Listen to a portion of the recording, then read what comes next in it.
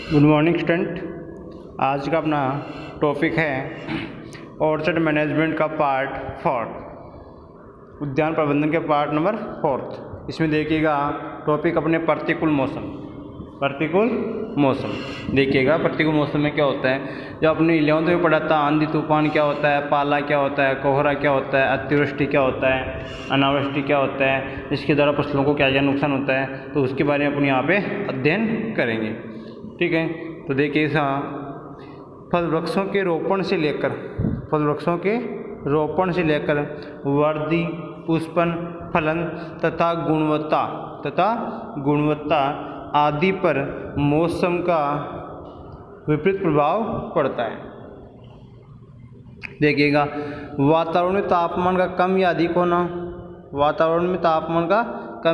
अधिक होना, तेज हवाओं का चलना, अति वर्षा होना, अतिवृष्टि होना,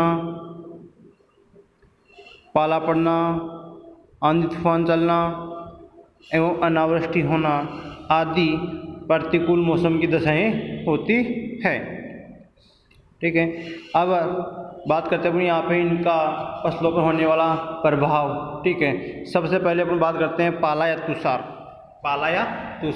तो पाला या तुषार आपको पता है कि सबसे ज़्यादा कब पड़ता है, सर्दियों में, और सर्दियों में भी कौन से माह में, दिसंबर जनवरी माह में सर्वाधिक पाले का प्रकोप होता है। तो इसमें देखिएगा, सर्दियों में दिसंबर से जनवरी माह में जब वायुमंडल का तापमान 0 डिग्री सेंटीग्रेड से नीचे आ जाता है, जब वायुमंडल का तापमान 0 डिग्री सेंटीग्रेड से नीचे आ जाता है, तो वायुमंडल में उपस्थित नमी की मात्रा बर्फ के रूप में सूखी घास फूस, यहाँ पे सूखी घास फूस वह पौधे की पत्तियों पर पतली परत के रूप में जमा हो जाती है, तो उसे पाला या तुषार कहा जाता है। क्या कहा जाता है? पाला अथवा तुषार कहा जाता है। ठीक है, अब टॉपिक अपने पाले का पौधों पर प्रभाव।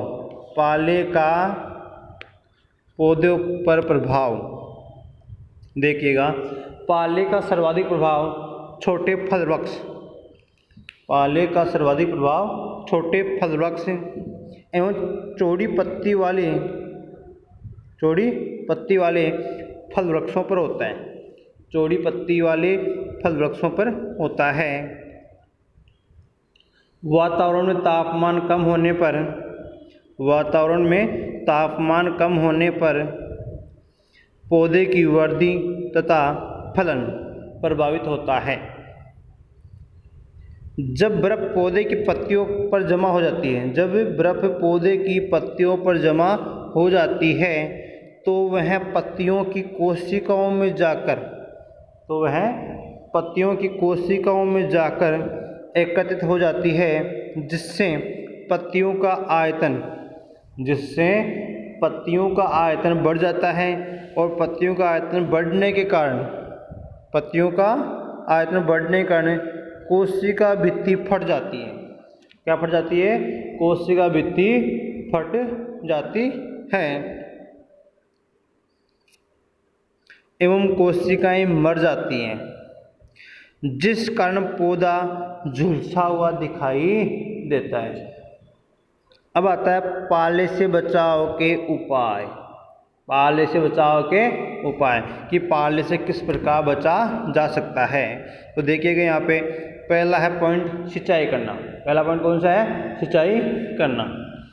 देखिएगा, जिन क्षेत्रों में पाला पड़ने की संभावना रहती है,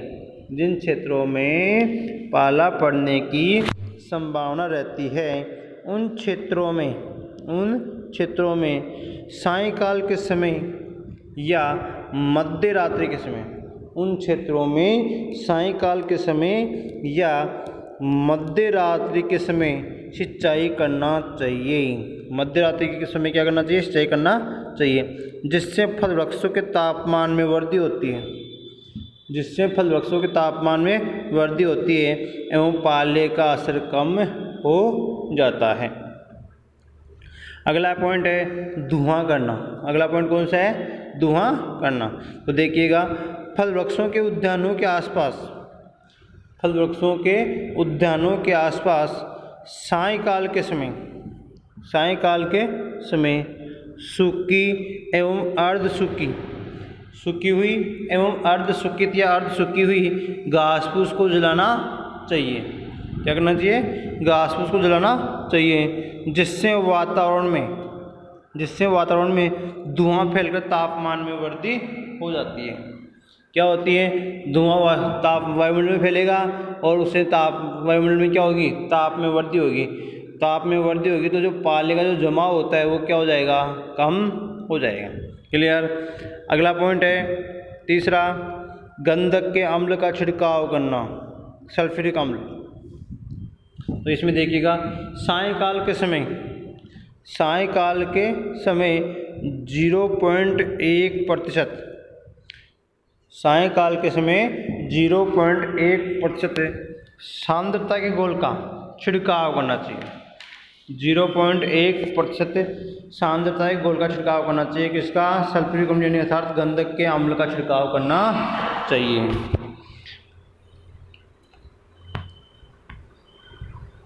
अगला है टाटियाँ बांधना। अगला कौन सा है? टाटियाँ बांधना। देखिएगा, इसमें छोटे फल वृक्षों को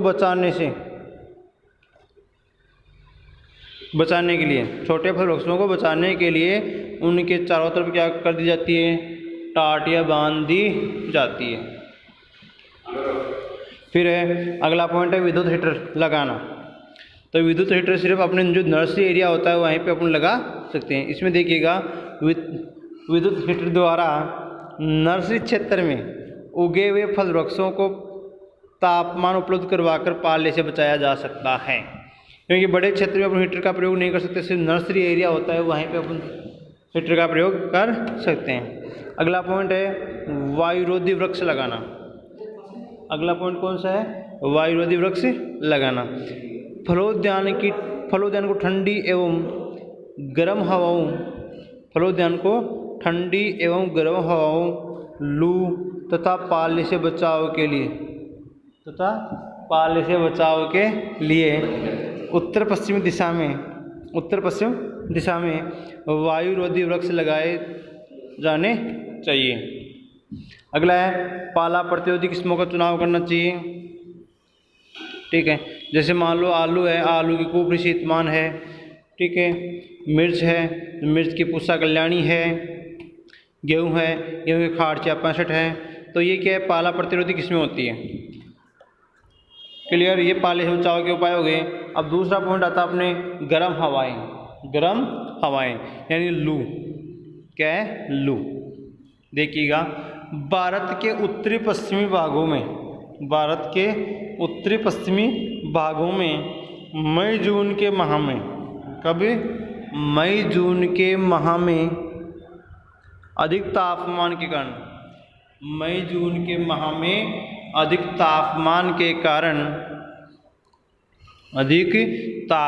कारण गर्म हवाएं चलती है, जिन्हें लू कहा जाता है। क्या कहा जाता है? जिन्हें लू कहा जाता है। देखिएगा, फिर लू का पौधों पर प्रभाव। देखो, इसमें गर्म हवाओं का सर्वाधिक प्रभाव छोटे फल वृक्ष, फूल, फल आदि पर पड़ता है। किस पर पड़ता है? छोटे फल वृक्ष हैं, फूल हैं, फल हैं आदि पर प्रभाव पड़ता है। गर्म हवाएं चलने पर पौधों को बार बार सिंचाई देने की आवश्यकता पड़ती है। क्या करती है? कि गर्म हवाएं चल रही है ना, तो पौधे में बार बार सिंचाई करनी पड़ती है। फिर है पौधे की कोमल पत्तियां एवं टहनियाँ झुलसकर नष्ट हो जाती हैं। पौधे की कोमल पत्तियां एवं टहनियाँ झुलसकर नष्ट हो जाती है। फिर है गर्म हवाओं से बचाव के उपाय।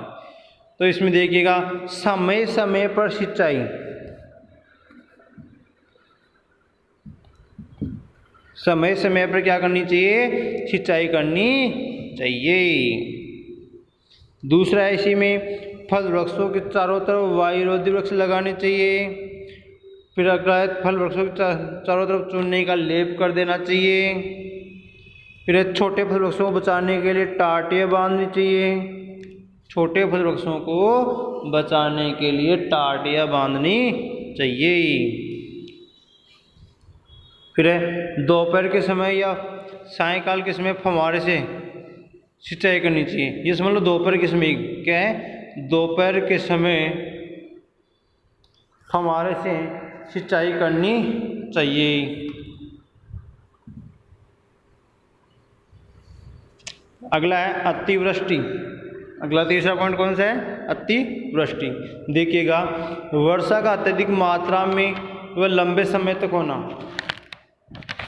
वर्षा का अत्यधिक मात्रा में व लंबे समय तक होना क्या कहलाता है, अतिवृष्टि कहलाता है। फिर है अतिवृष्टि का पौधों पर प्रभाव। अगला पॉइंट कौन सा है, अतिवृष्टि का पौधों पर प्रभाव। देखिएगा इसमें अतिवृष्टि होने पर फल वृक्षों में पुष्पन, परागण एवं फलन की क्रिया प्रभावित होती है तथा इसके अलावा छोटे फल वृक्षों में जड़गलन रोग, छोटे फल वृक्षों में जड़गलन रोग एवं कीटों का अधिक प्रभाव होता है। अतिवृष्टि मतलब आवश्यकता से अधिक मात्रा में पानी बढ़ जाता है ना खेत में, तो वहाँ पर जड़गलन रोग हो जाता है और रोग व कीटों का प्रकोप क्या हो जाता है, अधिक हो जाता है। फिर है अतिवृष्टि से बचाव के उपाय। अगला पॉइंट कौन सा है, अतिवृष्टि से बचाव के उपाय। इसमें देखिएगा उचित जल निकास की व्यवस्था होनी चाहिए। क्या होनी चाहिए, उचित जल निकास की व्यवस्था करनी चाहिए। फिर है पानी को सहन करने वाली किस्मों को उगाना चाहिए, जिनको अधिक पानी की आवश्यकता होती है उनको उगाना चाहिए। फिर अगला पॉइंट है अनावृष्टि। टॉपिक कौन सा है, अनावृष्टि मतलब बिल्कुल भी वर्षा न होना। देखो वर्षा कम होना या नहीं होना क्या कहलाता है, अनावृष्टि कहलाता है। अनावृष्टि का पौधों पर प्रभाव देखिएगा, पानी के अभाव के कारण, पानी के अभाव के कारण फल वृक्षों की वृद्धि, पुष्पन तथा फलन आदि अन्य क्रियाएं या आदि अन्य कार्य क्रियाएं प्रभावित होती है, तथा उत्पादन में भी क्या होती है, कमी होती है अनावृष्टि से। ठीक है, फिर देखिएगा आगे अनावृष्टि से बचाव के उपाय। अनावृष्टि से बचाव के उपाय, बचाव के उपाय में देखिएगा अपने अनावृष्टि की स्थिति होने पर, अनावृष्टि का मतलब वर्षा न होने की स्थिति में, अनावृष्टि की स्थिति होने पर पर्याप्त सिंचाई व्यवस्था होनी चाहिए, पर्याप्त सिंचाई व्यवस्था होनी चाहिए। सिंचाई के रूप में ड्रिप विधि, सिंचाई के रूप में ड्रिप विधि का प्रयोग करना चाहिए, सिंचाई के रूप में ड्रिप विधि का प्रयोग करना चाहिए। इसके अलावा मृदा नमी को बनाए रखने के लिए, मृदा नमी को बनाए रखने के लिए पलवार का उपयोग करना चाहिए। पलवार जानते हो, मल्चिंग, उसका उपयोग करना चाहिए। तथा वर्षा के जल को क्या करना चाहिए, संग्रहित, तथा वर्षा के जल को संग्रहित करना चाहिए। अगला पॉइंट अब आंधी अथवा तूफान। आंधी अथवा तूफान, आंधी अथवा तूफान क्या होता है इसमें देखिएगा, वायुमंडल में मौसम में अचानक परिवर्तन के कारण, वायुमंडल में मौसम में अचानक परिवर्तन के कारण आंधी तूफान आते हैं। क्या करते हैं, आंधी तूफान आते हैं, जिससे फल वृक्षों को सर्वाधिक नुकसान होता है। क्या है, जिससे फल वृक्षों को सर्वाधिक नुकसान होता है। देखिएगा आंधी तूफान का पौधों पर प्रभाव। आंधी तूफान आने के कारण फल वृक्षों की शाखाएं टूट जाती है, फल वृक्ष जड़ों से उखड़ जाते हैं। फूल तथा फलन का या फलों का झड़ना प्रारंभ होता है, परागण क्रिया में अवरोध उत्पन्न होता है, आदि प्रभाव पौधों पर प्रभाव पड़ते हैं। ठीक है, मतलब देखिएगा आंधी तूफान में एक तो क्या हो, कई बार पौधे उखड़ जाते हैं, कई बार टहनियाँ टूट जाती है, ठीक है, शाखाएं, फिर पुष्पन झड़ जाता है, पुष्पन झड़ जाएगा तो फलन नहीं होगा, कई बार फलन होने के बाद में फलन भी क्या हो जाता है, झड़ जाता है। ठीक है, अब आता है अपना टॉपिक आंधी तूफान से बचाव के उपाय। आंधी तूफान से बचाव के उपाय, इसमें देखिएगा आंधी तूफान से बचने का कोई संतोषजनक उपाय नहीं होता। आंधी तूफान से बचने का कोई संतोषजनक उपाय नहीं होता। इससे बचने के लिए वायुरोधी वृक्ष लगाए जाने चाहिए। एवं ऊंची पक्की दीवारों का निर्माण करना चाहिए। छोटे फल वृक्षों को सहारा देना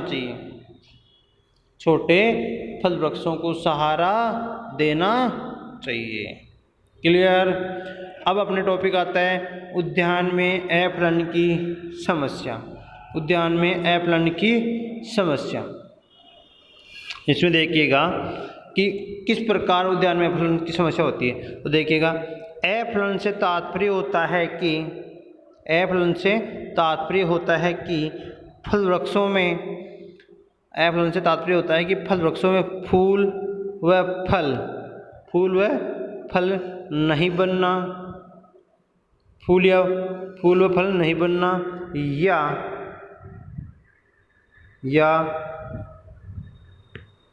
बहुत कम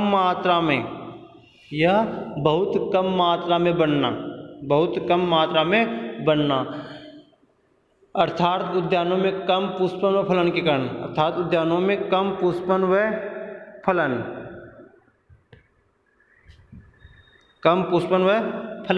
कारण आमदनी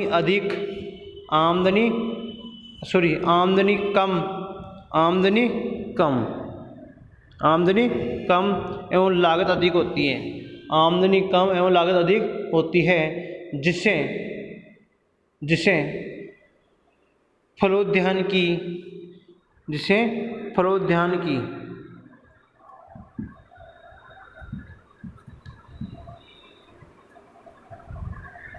फलोद्यान की अनुत्पादकता कहते हैं। जिसे क्या कहते हैं, फलोद्यान की अनुत्पादकता कहते हैं। ठीक है स्टूडेंट, आज के लिए इतना ही। इसके आगे अपन अध्ययन करेंगे कल, इसकी अफलन के कारण क्या क्या होते हैं उसके बारे में अध्ययन करेंगे कल।